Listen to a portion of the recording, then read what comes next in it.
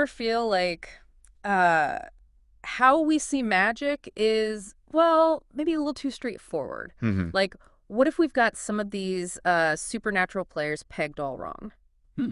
That's what we're diving into today with Okay. this Yeah. magical pathworking of Abramalin the Mage. Right. Get ready for some curveballs, though, Yeah. because this source, it doesn't mess around. Right off the bat, Yeah. this whole idea that like what one person calls a god, somebody else might call a demon. Okay. And it even says that those labels can like flip-flop over time. It's all about your perspective. So not exactly the kind of magic you'd find in, like, a fairy tale, huh? Right. What's the source getting at with this whole shifting perspectives thing? Well, think about it. Power, Oh, whether we call it divine or demonic, yeah. it's rarely neutral, is it? Right. It's how we connect to it, Yeah. how it's used. That's what really defines it. Okay. This system says that instead of these like fixed categories of good and evil, Right. we should be looking at like the essence of these forces Right. and how they can be, worked with. Okay, I see where this is going. But this working with part, that's where things get interesting, right? That's Yeah. where pathworking comes in. Exactly. Pathworking in this context, at least, it's less about all those dusty rituals Okay. or about direct contact, Oh, okay. Imagine like forging a connection with, say, a powerful entity purely through your own imagination. Uh-huh. That's the core of it. Hold on. Are we talking about straight up summoning demons here? Because, gotta be honest, that sounds a little intense. That's the thing. Even the word demon gets a makeover in this system. Okay. It's not about the like stereotypical horned figures we imagine, Right. They represent specific energies, Okay. abilities, or even certain outcomes Hmm. that we can tap into. Okay, so maybe not your typical exorcism scenario then. Give me an example. What kind of demon are we talking about here, and how would someone actually connect with it? Okay, let's take Burial. Burial. Yeah, Burial. Okay. This source describes him as like the embodiment of willpower. Okay. So let's say you're feeling stuck on a project. Instead of, begging some higher power for a miracle, pathworking suggests you visualize yourself standing before this massive roaring forge. Mm. The heat is intense, almost overwhelming. But as you, push through it, you feel your resolve hardening. Huh. You feel your willpower igniting, fueled by Burial's energy. Wow, that's a powerful image. And that's it. Just visualizing that scenario is all it takes. That's where the path in pathworking comes in. Yeah. It's not just a single image. It's a Right. journey. You create it in your mind. Right. The source suggests that the more vivid, the more detail you can bring to it, the stronger the connection is going to be. Mm. So it's not like passive wishing, it's active creation and engagement. This is blowing my mind. So if someone's struggling with, let's say, confidence, There's a specific demon for that too. there is. Wow. And the journey to connect with them might involve, let's say, navigating a treacherous mountain path. Each step you take, it's like building your courage, Huh. mirroring the challenges you face in, like, overcoming self-doubt. Okay, now this is making a lot more sense. But out of all the potential entities to connect with, this source seems particularly interested in one in particular, Lucifer. Yeah, Now, before you grab the holy water. I know, right? I know where you're going with this. Yeah. This isn't about, like, worshiping the devil you see in horror movies, okay? Okay. This source really dives into how the image of Lucifer has been distorted over time. So who is Lucifer in this context? Yeah. A misunderstood mentor figure? A cosmic librarian with all the answers? More like a source of forbidden knowledge, you know? Okay. A being of immense power who, according to the system, has been demonized by, well, by those who fear what they don't understand. The source suggests that he can actually be a powerful ally. In your pursuit of knowledge and self-discovery. Okay, I have to admit, this whole rebranding of Lucifer is pretty wild. But if these entities are so powerful, even the ones who seem benevolent, how do we ensure things don't go sideways? What's stopping them from taking advantage? That's where the intention behind the pathworking becomes really crucial. Okay. And I mean laser-focused intention, not some vague, I wish for good things kind of deal. So being wishy-washy with your desires is a big no-no in this system. Think of it like, ordering food.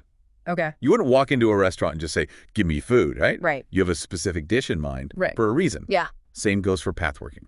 Yep. You need to be crystal clear on what you want to achieve with this connection. It makes perfect sense.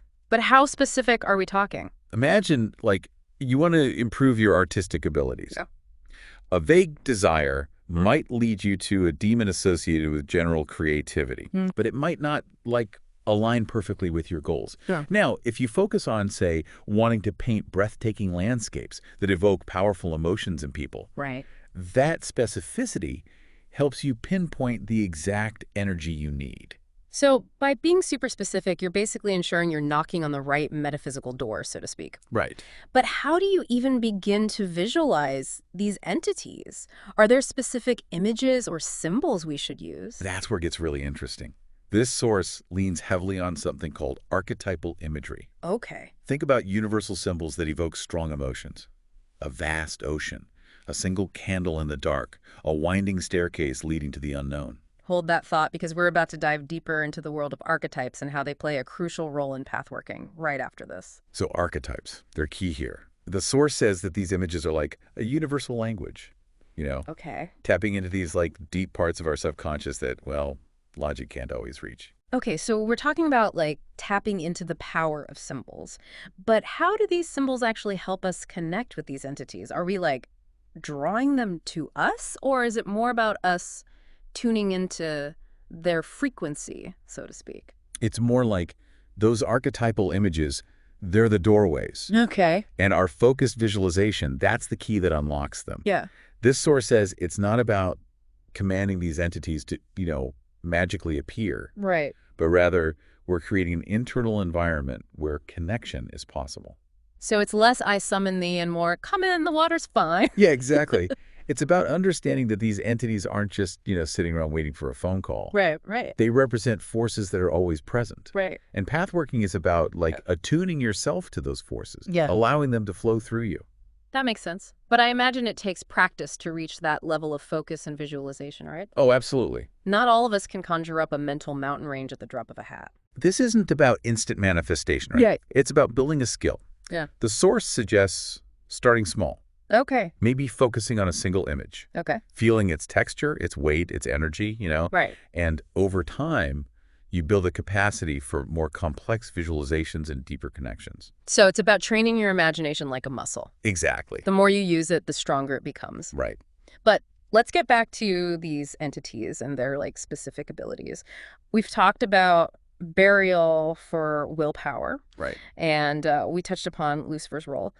Who else is on the guest list, so to speak? Okay. And what kind of outcomes can people seek through pathworking? Well, you mentioned earlier about needing a confidence boost. Right. This source points to a demon named Hail for that. Hail. Yeah, Hail. So instead of just, wishing for confidence, you might envision yourself walking onto a stage bathed in this brilliant light Right. as a cheering crowd roars its approval. Wow. And that energy of adulation, that's Hail. Amplifying your own inner strength. That's definitely not the image that usually pops into my head when I think of the word demon. Right. And that's part of what makes this system so fascinating. Right. It challenges our preconceived notions of good and evil. It suggests that power itself is neutral. Right. It's our relationship to it that matters. I'm starting to think this whole system is one big rebranding campaign for demon kind. But let's get real for a second. What if someone is facing a more, serious challenge, like a financial crisis or a health scare? Does pathworking have anything to offer in those situations? It does. Okay. But again, it's not about quick fixes or, bypassing personal responsibility. Right. Yeah. Remember, the source emphasizes that we are collaborators in this process. Okay. Not just passive recipients of magical favors. So no get out of debt free cards in this deck. Not exactly. Okay. But for financial struggles, the source mentions a demon named Vareen. All right. Vareen. And instead of visualizing, a vault full of cash, which could easily feed into a scarcity mindset, Right. it suggests picturing a fertile garden abundant with fruits and vegetables. Each one represents a potential opportunity for growth and prosperity. It's about shifting your perspective from lack to abundance. So even in a crisis, it's about working with these entities to access inner resources, change our perspective, which in turn can influence external outcomes. That's the key. And for health challenges, again, it's not about replacing medical advice. Right? It's about working alongside it. Okay. The source describes a demon named Buer, who is associated with healing. Weird. Yeah.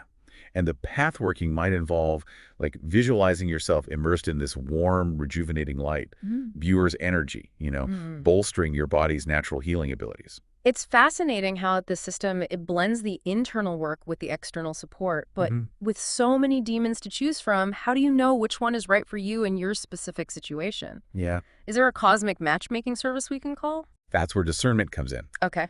And why this source really stresses the importance of study and self-reflection. Okay. It encourages you to research these entities, their origins, their symbolism, and most importantly, how their energies resonate with your own personal goals and values. So you're not just picking a name at random. Right. You're choosing a collaborator based on a deep understanding of their strengths and how they align with yours. Right. That makes sense. But let's talk about the flip side for a moment. We've been focusing on the positive applications of pathworking. Right. But we'd be remiss not to acknowledge that magic, even when working with so-called good entities, can have unintended consequences. Right. You bring up a really good point. Just because this system reimagines these demons as, potential allies. Yeah. Doesn't mean we can just ignore the potential risks involved, right? Precisely. And to be fair, the source, it doesn't shy away from those risks. Okay. In fact, it really emphasizes the ethical considerations of pathworking. So it's not just about getting what you want. Right. It's about understanding the potential consequences of your actions, too. Exactly. The source is very clear that, trying to use these entities to harm someone or for manipulation or anything that violates free will is not only unethical, but it's likely to backfire.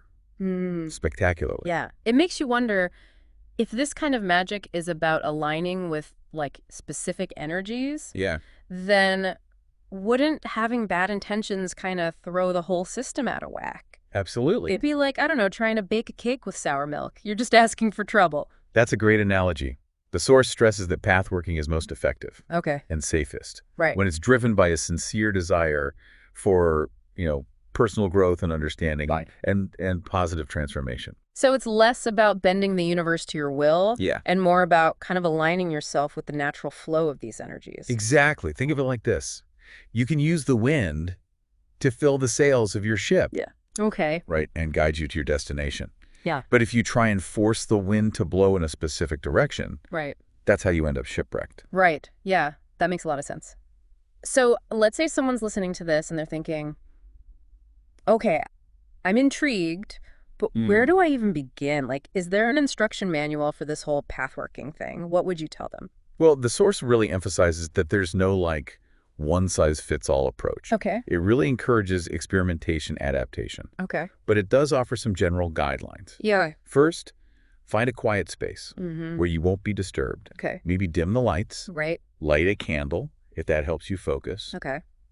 And close your eyes. So setting the mood is important? It can be, yeah. It's about what works for you. Okay. Then begin by focusing on your breath, quieting your mind. Right. And once you feel centered and present in the moment, bring to mind the entity that you want to connect with. And this is where those vivid visualizations come in, right? Those journeys we talked about. Exactly.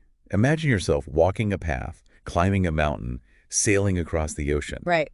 Each step brings you closer to the entity you're looking for. And as you encounter challenges along the way, remember that those challenges, they often mirror those internal obstacles you need to overcome within yourself. So the journey itself is part of the transformation. It is. It's about pushing yourself to confront those inner demons, so to speak. Right. And when you finally come face to face with this entity, don't be afraid to, engage with it. Right. Ask for guidance, make a request, or even just sit in its presence and observe. The source emphasizes that these encounters are deeply personal. Okay. And they can take many forms. So trusting your intuition and allowing the experience to just kind of unfold organically is really important. This is about forging your own connection, your own understanding of these forces.